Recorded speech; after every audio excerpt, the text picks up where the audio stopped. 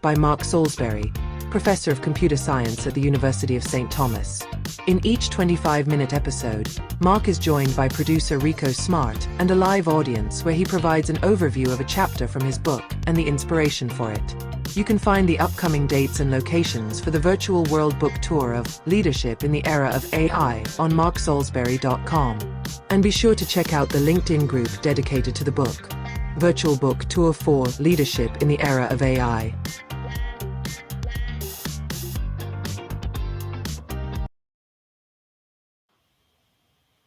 Hi, I'm Mark Salisbury. Welcome to this virtual book tour for my new book, Leadership in the Era of AI. Today I'm joined by my producer, Rikko Smart, that's him down in the corner, and we are in La Brea El Pendolo, and that's in Mexico City. Rikko, what can you tell us about this bookstore? As our viewers can see, there's a lovely courtyard behind Dr. Mark, and also a beautiful curved staircase climbing to a mezzanine filled with new titles and many interesting books that a person can check out and enjoy. Also enjoy a coffee while looking at the lovely plants and just enjoying the wonderful day we're having here in Mexico. Well, very good. It is a wonderful day in Mexico, and I can't believe how comfortable I feel in this setting, and I got my coffee here and I'm all set. I almost feel like I'm in my own home. So it's just truly amazing. Well, anyway, thanks for being with us today. In this episode, I'm going to talk about Chapter 3, where readers discover that problem solving is basically what wisdom workers do. And if you've forgotten, this is the book right here. This is Leadership in the Era of AI. It's small on purpose because what I wanted to do was write a book where people could get on an airplane in Chicago, and by the time the wheels touched down in New York, they would have had some inspiration to be a leader and be able to be what they would think of as a very good leader in today's new world of technology. So that's what this is about. And this particular chapter we're talking about today is called Utilize a Problem-Solving Strategy. And this is Chapter 3, and we'll join in the conversation. And so the conversation starts like this. Okay, let's start at the beginning, Josie said. What is the problem that our client has given us to solve? As I understand it, Luke paused, human agents in our intelligence agencies have a hard time assessing the sincerity of the people they converse with in the field. In other words, it's hard for them to tell if they're being lied to.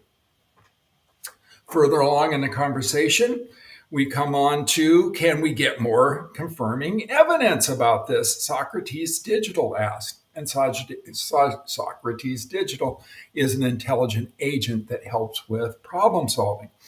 Yes, we can, Luke responded. Yolanda, this time, interacts with Socrates Digital and examines the information, concepts, and assumptions to come up with a conclusion that a new small device is needed to assist agents in determining if a contact is being truthful with them. This conclusion leads to the implication a physical device can assist agents in the field in determining if a contact is actually truthful with them. So that's where they get there.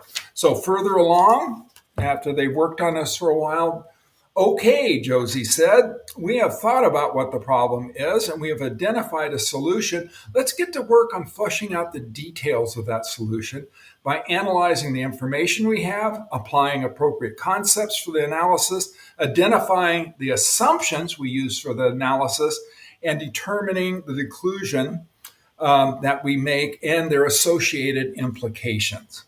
Right? So that's the conversation, and that's how they are actively and explicitly involved in problem solving. So we go down to the narrative part that's in each chapter that talks about what were they talking about? What just happened, right?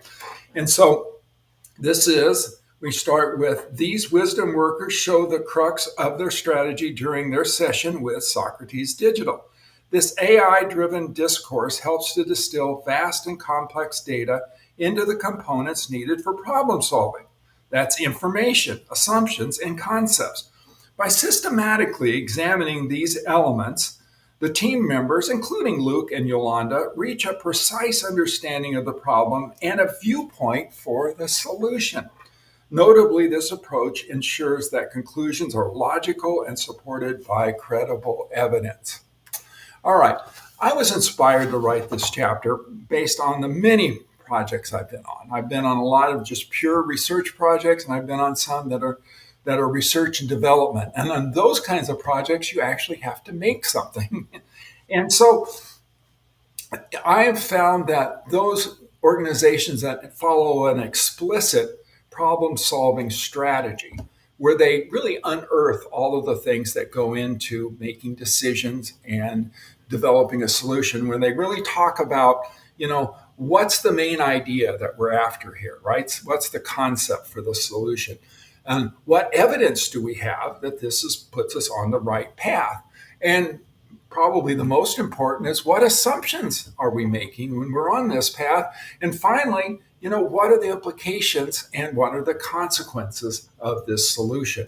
And so if you have your team engaged with this kind of explicit problem solving, it accelerates what they can do because everybody knows where they're at. They're all on the same page.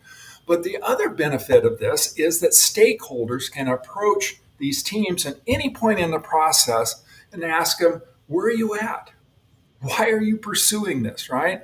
And so immediately they can say, here's our concept, here's the evidence that we're following to develop this, and we know what we're assuming, and also is that we know what those implications and consequences are going to be. And the result is the stakeholders go away happy and satisfied, and those teams can get right back to work. So that's what inspired this particular chapter. Okay, Rikko, you've been watching our chat feed. What do you have to report? For the most part, people are absolutely supporting the idea that you do have a concept and that this process follows clear steps and that it's not just going off in no direction at all. Okay. Oh, please continue. Okay. Whenever you said no direction at all, I thought you were talking about our broadcast here, but no, you're talking about problem solving with groups and how they would do that. So I thought it was a boy band. Okay, well, very good. So anyway, no one's actually trying to charge the studio or anything like that. So we're safe right now in this bookstore, right? I think so. The plants put me at ease. Okay. Well, very good, folks. Thanks for tuning in today. And go to marksalisbury.com to see our full tour schedule and join our LinkedIn group, Virtual Book Tour for Leadership in the Era of AI, to stay in the loop. And our next stop is Riri in Sao Paulo. And for you world travelers, that's in Brazil.